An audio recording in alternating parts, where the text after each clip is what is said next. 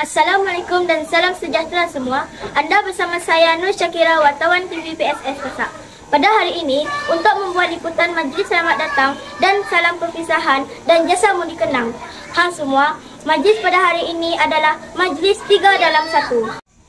Majlis Selamat Datang adalah untuk mengalu-alukan kedatangan 2 orang guru baru yang baru sahaja datang ke sekolah ini. Salam perpisahan pula adalah untuk meraihkan Cikgu Harid Lana yang telah berpindah ke sekolah lain. Manakala Majlis Jasa Mudi Kenang adalah untuk mengenang jasa Puan Jamilah, pembantu takbir sekolah ini yang akan menamatkan perkhidmatan awam secara rasminya pada esok hari, iaitu 12 April 2025. Jom kita saksikan bikisan peristiwa pada hari ini.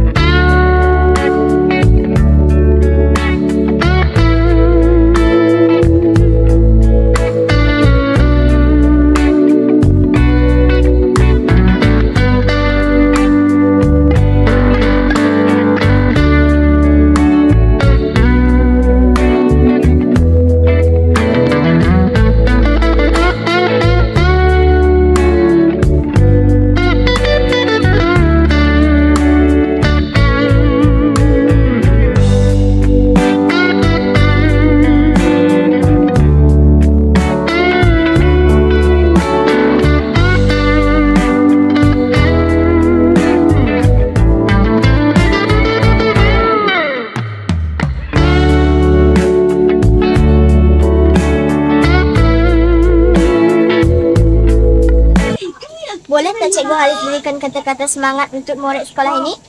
Boleh. Gagal hari ini tak bermakna kamu gagal pada hari seterusnya. Ingat, Tuhan bersama orang yang sabar dan sentiasa berusaha. Boleh tak Cikgu beri kata-kata semangat untuk murid sekolah ini? Kata-kata semangat, pada pendapat saya, kita semua boleh jadi hebat. Dan setiap hari adalah peluang untuk menjadi hebat. Tetapi, jangan takut untuk gagal. Kerana kegagalan itu akan membuatkan kita bangkit dengan lebih baik untuk hari esok. Boleh tak Cikgu Harid berikan sedikit kata-kata terakhir sebelum meninggalkan SK Negeri Pesak? Okey, terima kasih Syakira. Sebagai mantan PKKK di sekolah kita ini, jadi pesanan kepada semua murid, kamu hendaklah aktif dalam aktiviti KK, terutamanya untuk penilaian PAJSK, untuk kamu melanjutkan pelajaran yang lebih jauh, terutamanya untuk memasuki sekolah bersama penuh. Jadi secara keseluruhannya, sebagai seorang murid, kemenjadian kamu hendaklah menyeluruh, termasuk kurikulum, sasya. Mari kita dengarkan sedikit kata-kata terakhir sebelum Puan Jamilah meninggalkan sekolah ini. Terima kasih. Assalamualaikum dan salam sejahtera. Sebelum saya meninggalkan sekolah ini, saya ingin mengucapkan ribuan terima kasih kepada semua dan kepada guru-guru dan rakan-rakan AKP. Semoga maju jaya di dalam kejayaan yang diceburi, dan kepada anak-anak murid, belajarlah rajin-rajin supaya tercapai apa yang anak-anak citakan.